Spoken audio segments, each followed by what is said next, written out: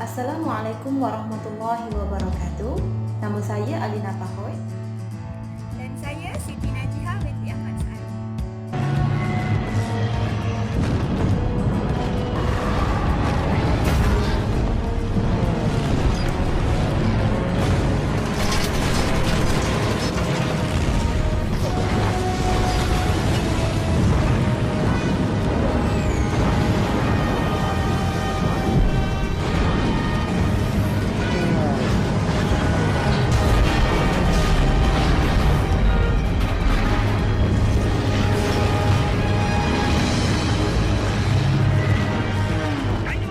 Video yang ditunjukkan sebentar tadi adalah berkaitan dengan gambaran peperangan yang berlaku, yang mana peperangan tersebut adalah salah satu contoh yang dikemukakan oleh penulis dalam bukunya yang kami akan mengulas, iaitu Konspirasi Yahudi, Perang dan Penaklukan. Seterusnya, latar belakang penulis. Penulis bagi buku ini adalah Sabaruddin Husin, iaitu seorang usahawan, penulis dan penterjemah dan juga seorang pengkaji sejarah. Beliau dianugerahkan anugerah penterjemah bahasa Melayu untuk Syarikat Senarai Awam 2004-2005, dianugerah Citra Dewan Bahasa dan Pustaka. Antara hasil penulisannya adalah buku ulang tahun ke-50 Bank Rakyat dan buku ulang tahun ke-50 Maktab Kerjasama Malaysia. Sebab pemilihan buku, kami memilih buku ini kerana ia menampilkan rentetan peristiwa penting yang mewarnai sejarah dunia moden bermula dari penghujung abad ke-19 sehingga beberapa tahun kebelakangan ini. Peristiwa-peristiwa ini menjadi penentu kepada pola dan arah aliran kuasa politik dunia semasa, dan penulis membongkar, mengupas dan mengemukakan bukti sulit yang kurang diketahui umum berkenaan strategi Yahudi mencipta dan mengatur peristiwa demi peristiwa dalam tempoh 100 tahun yang lepas. Okey, seterusnya kita beralih kepada sinopsis buku. Buku ini membongkar, mengupas dan mengemukakan bukti sulit yang kurang diketahui umum berkaitan dengan strategi Yahudi untuk mencipta dan mengatur peristiwa demi peristiwa dalam tempoh 100 tahun lepas. Penulis juga membongkar percubaan mereka bagi merealisasikan penubuhan sebuah kerajaan agung dunia atau World Super Government. Jadi semua bukti ini dapat dijadikan sumber alternatif kepada pengkajian peristiwa penting yang berlaku selama satu abad terakhir daripada perspektif yang berbeza. Pembentangan maklumat ini juga dikumpul daripada pelbagai sumber pembaca seperti Cooperation The Secret Government of the New World Order oleh Jeffrey Cook, Encyclopedia Perang Dunia Kedua, The Battle for God, tulisan Karen Armstrong, The Secret of the Freemasonry, Revealing the Surprise Traditional oleh Jonathan Lomas. Jadi dengan pembentangan maklumat ini, kita dapat mengetahui secara mendalam tentang siapa, bagaimana, bila dan mengapa sesuatu peristiwa itu terjadi. Jadi dengan melihat sejarah, dengan mengkaji kemungkinan yang timbul daripada pelbagai sudut, membantu kita mengenal siapa kawan dan siapa lawan. Dengan cara itu, masalah-masalah yang timbul daripada hal-hal itu dapat diselesaikan. Secara keseluruhannya, terdapat 4 bahagian di dalam buku ini. Di dalam bahagian 1 ini terdapat 9 pecahan bab yang menceritakan tentang kisah dan muslihat Yahudi sehingga tercetusnya Perang Dunia yang Pertama. Bermula dengan tindakan provokasi Yahudi bagi mendapatkan sebuah negara yang dipanggil Tanah Air, dan persediaan perang diikuti Perang Dunia yang Pertama. Peperangan ini menjadi platform bagi Yahudi mengaburi mata dunia, khususnya Kerajaan Uthmaniyah, untuk mencapai matlab mereka yang tersirat, iaitu mengambil alih negara Palestin dan menubuhkan negara Yahudi yang berdaulat dan dilindungi undang-undang antarabangsa.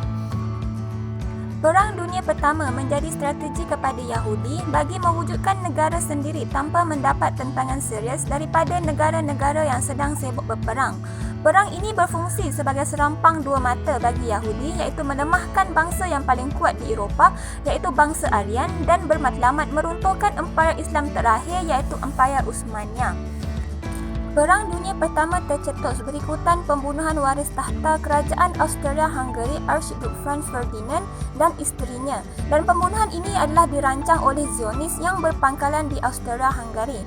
Insiden ini menyemarakkan api peperangan di wilayah Balkan dan turut membabitkan Rusia, Jerman, Yugoslavia, Bulgaria, Belanda, Great Britain, Perancis dan Belgium. Perang ini turut melibatkan Empayar Uthmaniyah yang berpusat di Turki dengan berpihak kepada kuasa pusat Jerman, Austria, Hungary dan sekutunya. Namun di akhir Perang Dunia Pertama, Jerman kalah kepada Amerika dan menandatangani Perjanjian Versailles di mana Jerman dipaksa mengaku salah dan dipertanggungjawabkan membayar sebahagian perbelanjaan perang dan ganti rugi kemusnahan kepada negara-negara yang menang. Runtuhnya kerajaan Islam Uthmaniyah yang menyebelahi Jerman. Keputusan menyebelahi pihak yang kalah memudahkan Yahudi menguasai Palestin, ditambah pula dengan pemberontakan dalaman yang berlaku di Turki. Di akhir bahagian ini, penulis menjelaskan dan mentafsirkan bahawa Perang Dunia Pertama menjadi peristiwa penampan yang mengaburi pandangan dunia, khususnya negara-negara Arab di bawah kekuasaan Empayar Islam Uthmaniyah bagi memudahkan Zionis membentangkan pengisytiharan Balfour yang membolehkan mereka mencapai cita-cita mempunyai tanah air sendiri. Di dalam bahagian 2 ini terdapat 5 pecahan bab yang menerangkan tentang Perang Dunia Kedua. Penulis membongkarkan konspirasi Yahudi yang melakukan sabotaj terhadap Jepun dalam usaha merebut dan menguasai kerja-kerja penerokan minyak di China telah menyebabkan Jepun melancarkan perang ke atas China sebagai tindakan membalas dendam. Seterusnya, kegawatan ekonomi Amerika dan dunia mengheret seluruh dunia ke kancah peperangan lebih besar iaitu Perang Dunia Kedua, di mana selepas Perang Dunia Pertama tamat, beban hutang negara-negara yang terlibat dengan perang terpaksa ditanggung oleh Amerika Syarikat. Britain dibenarkan mengambil hutang daripada Amerika Syarikat dan pada masa yang sama menjual pelaburan mereka dalam projek landasan kereta api di Amerika. Selain Britain, ahli negara-negara bersekutu yang lain turut membuat pinjaman dalam jumlah yang besar daripada Amerika Syarikat. Keadaan lebih buruk apabila Jerman yang ditetapkan membayar ganti rugi kepada negara yang diperanginya turut membuat pinjaman daripada Amerika. Semua gagal dibayar oleh penghutang dalam masa yang ditetapkan, terjadi kemelesetan ekonomi melampau atau hyperinflation. Seterusnya, pengarang menceritakan tentang kejayaan Yahudi mencipta watak utama dalam perang ini iaitu Adolf Hitler. Mereka seolah-olah memang sudah merancang kebangkitan seorang rakyat Jerman bagi menentang dunia disebabkan oleh dahsyatnya hukuman yang dijatuhkan ke atas Jerman selepas kalah dalam Perang Dunia Pertama. Pengarang menceritakan tindakan yang diambil Hitler iaitu Holocaust, pembersihan etnik. Ia lebih kepada tindakan membalas dendam terhadap penduduk Yahudi secara khusus dan memerangi negara-negara yang dianggap bersekutu dengan Yahudi. Hitler sedar yang ketetapan Versailles sememangnya ada kaitan dengan kumpulan pembiaya Yahudi antarabangsa. Kerana itu, Adolf Hitler menjadikan orang awam keturunan ini di seluruh Eropah sebagai sasaran utama setiap kali berjaya menakluk negara lain. Hitler memerintahkan supaya penduduk Yahudi dikumpulkan di kem tahanan yang didirikan di merata-rata tempat. Kem ini kemudiannya menjadi tempat pembunuhan beramai-ramai bangsa Yahudi. Menurut pengarang, Holocaust menjadi salah satu produk sampingan yang dihasilkan oleh permainan wayang pembiaya Yahudi dan pemimpin negara sekutu mereka di Eropah dan Amerika. Holocaust atau pembersihan etnik ini iaitu pembunuhan beramai-ramai bangsa Yahudi telah menyebabkan seluruh dunia khususnya Amerika dan Eropah bersimpati dan ini telah menyebabkan terangkanya undang-undang yang mengiktiraf Yahudi. Seterusnya kita beralih kepada bahagian ketiga iaitu penaklukan dunia melalui proksi.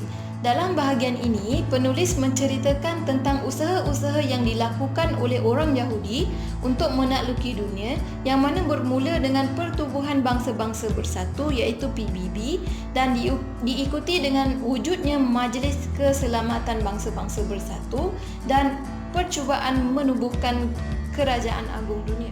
Seperti mana yang kita ketahui, setelah Perang Dunia Kedua diisytiharkan tamat, maka kesemua negara yang terlibat, khususnya negara kuasa besar iaitu Amerika Syarikat, Britain, Rusia dan juga Perancis bersetuju merangka penubuhan sebuah badan yang mengawal dan bertanggungjawab terhadap keamanan sejagat.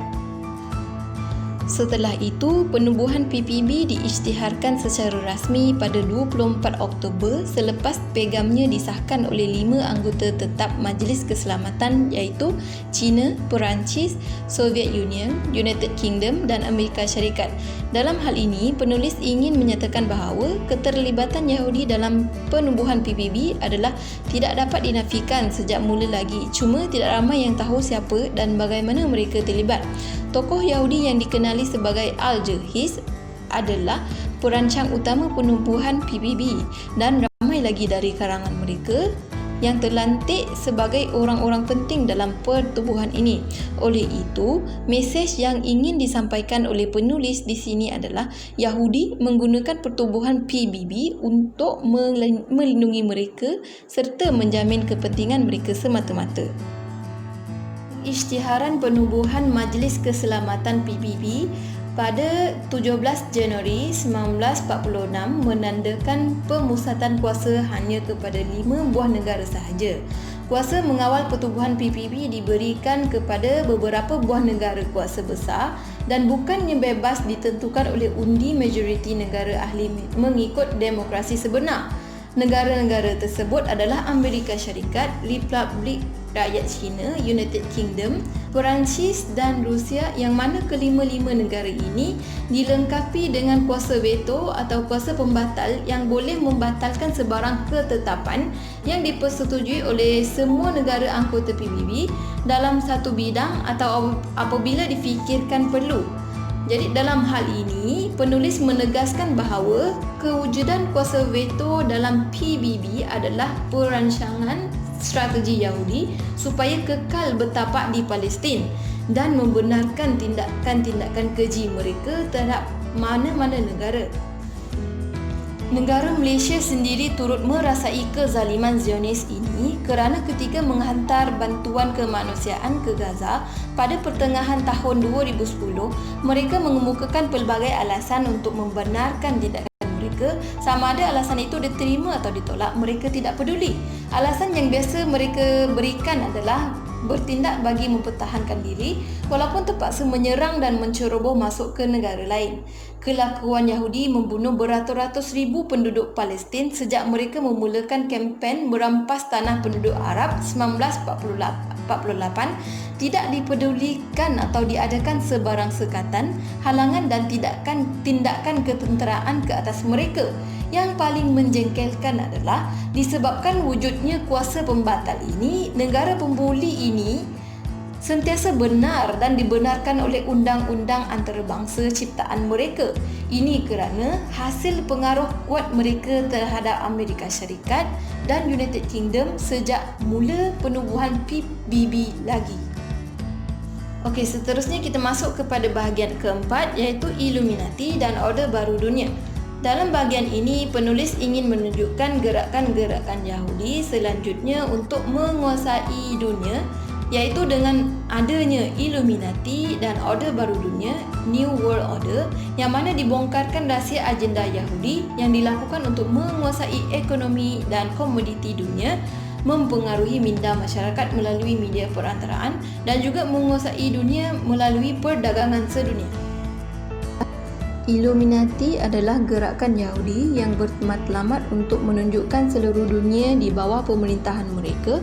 Pertubuhan ini diasaskan oleh Adam Weishaupt pada 1 Mei 1776 dan berdaya menggabungkan gerakan Kristen Freemason yang ditubuhkan pada abad ke-9. Di sini pengarang juga menceritakan bagaimana Yahudi menguasai ekonomi dan komuniti dunia dengan mainan mereka, meyakinkan orang ramai mengenai pelbagai konsep lapuk seperti bekalan dan permintaan, kitaran perniagaan dan kitaran pasaran saham. Hakikatnya, konsep atau pemikiran ini dicipta bagi menghalang orang awam daripada menguasai modal atau mempunyai wang terhimpun yang agak banyak. Pengarang mempersoalkan di sini bagaimana konsep harga barangan ditentukan oleh permintaan dan bekalan sekiranya dagangan barang itu dimonopoli oleh seseorang atau satu kelompok manusia sahaja. Dengan demikian, harga sesuatu produk seperti minyak ditentukan oleh orang tertentu sahaja mengikut kehendak mereka dan bukannya berdasarkan permintaan dan bekalan.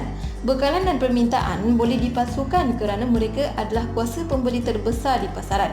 Sekiranya mereka ingin meninggikan suatu barangan atau komoditi seperti minyak mentah, mereka hanya menambahkan tempahan dengan pelbagai alasan seperti peningkatan pengguna dalam negeri di Amerika Syarikat dan Eropah ataupun memenuhi keperluan perindustrian dan sebagainya.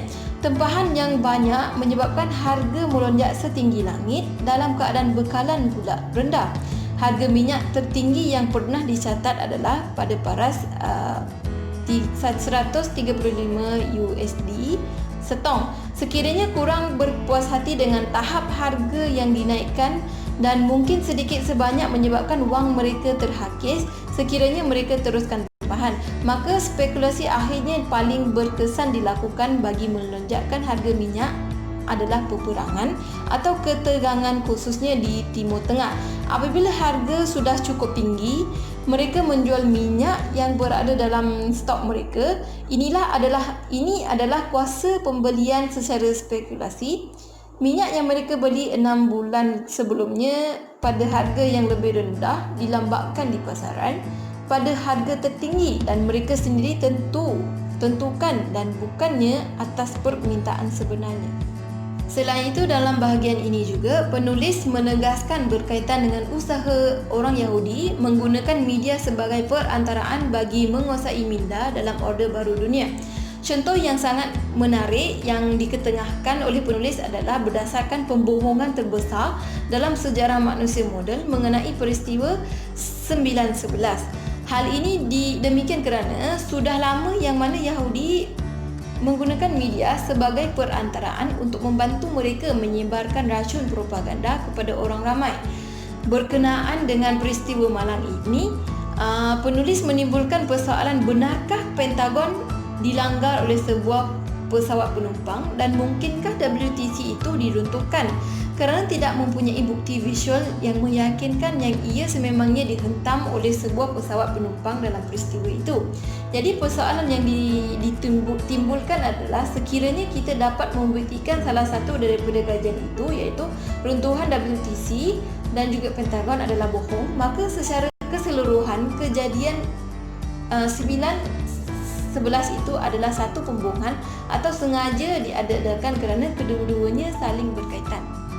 Selain itu, Yahudi juga menubuhkan Pertubuhan Perdagangan Sedunia iaitu WTO yang menjadi salah satu platform sah kekayaan dunia, yang mana pertubuhan ini bertujuan mewujudkan satu kod perdagangan global yang diterima pakai oleh semua negara dunia. Sedangkan pada hakikatnya mereka menggubalkan undang-undang yang menguntungkan mereka sendiri dengan memaksa semua negara melaksanakan undang-undang harta intelek, termasuk memberi pemilik hak cipta kawalan monopoli produk selama berdekad-dekad ke atas pelbagai perkara.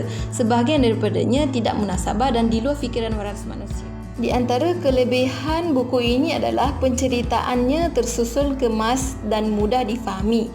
Hal ini demikian kerana buku ini menampilkan rentetan peristiwa penting yang mengikut turutan satu persatu bermula dari penghujung abad ke-19 hingga ke beberapa tahun kebelakangan ini. Selain itu, apa yang menarik dalam buku ini adalah penyampaian mesej dan pengajaran yang jelas yang perlu diambil iktibar daripada peristiwa yang berlaku, iaitu mengemukakan sesuatu yang jarang diketahui oleh orang umum, yang mana hal tersebut boleh memberi pengajaran kepada pembaca. Penggunaan bahasa yang tepat dan menarik juga merupakan salah satu kelebihan dalam buku ini kerana terdapat penggunaan peribahasa seperti bagai lembu dicucuk hidung, keluar dari mulut buaya masuk ke mulut naga, ibarat harimau tanpa taring dan lain-lain. Bagi penggunaan perkataan-perkataan yang tepat dan menarik juga seperti pak sibuk, budak jahat yang boleh memberi maksud yang tepat tanpa memerlukan penerangan yang lain. Selain itu, terdapat juga gambar-gambar ilustrasi yang memudahkan lagi pembaca untuk memahami peristiwa atau situasi yang berlaku.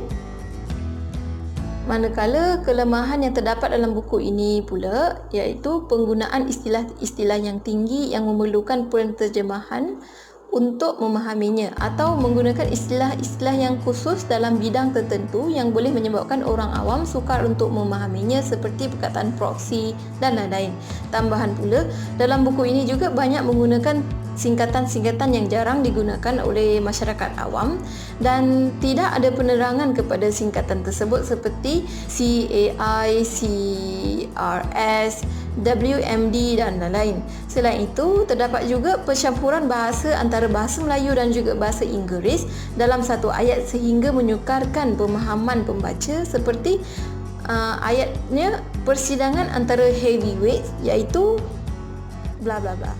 Untuk penilaian secara keseluruhan pula, secara keseluruhannya buku ini sangat bagus dan juga menarik kerana penulis berjaya mencapai matlamat yang diinginkan iaitu dapat membongkar rahsia konspirasi Yahudi sejak dari zaman sejarah hingga kini.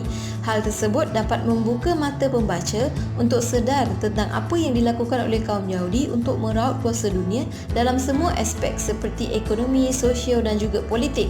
Selain itu, penyampaian buku ini juga dapat menyedarkan pembaca terutamanya orang Muslim tentang penindasan dan helahan yang dilakukan oleh orang Yahudi untuk menjatuhkan orang Islam.